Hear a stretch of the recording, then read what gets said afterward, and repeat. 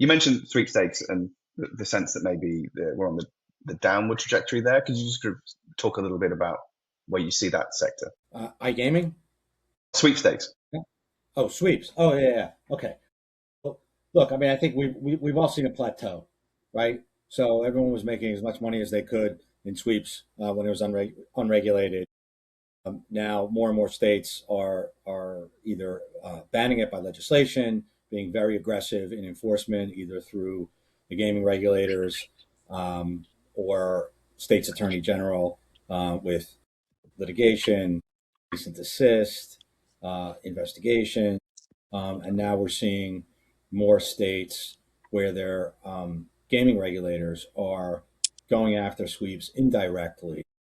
We've talked about this in the past by targeting their licensed B2B suppliers and essentially requiring them to disclose whether they're also providing software and services to sweeps operators and telling them, that's a no-no. If you want to maintain your gaming license in our state, you have to shut your sweeps.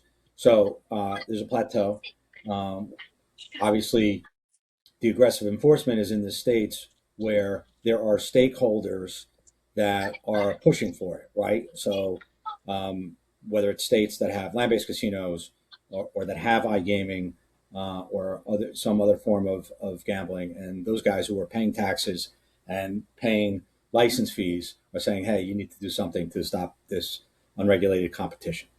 Um, but there will continue to be, in my view, a sizable number of states where it's unregulated and there's been no appetite to enforce it. And those are typically the states that don't have stakeholders that are pushing back on it.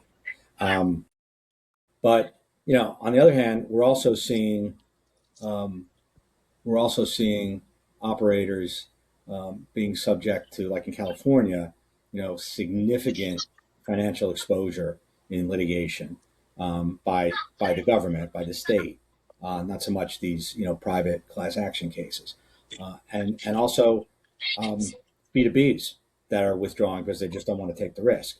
And the biggest telltale sign, in my view, was when VGW, along with a number of B2Bs, were sued in California by the city attorney in Los Angeles, seeking, significant, you know, hundreds of millions of dollars in damages.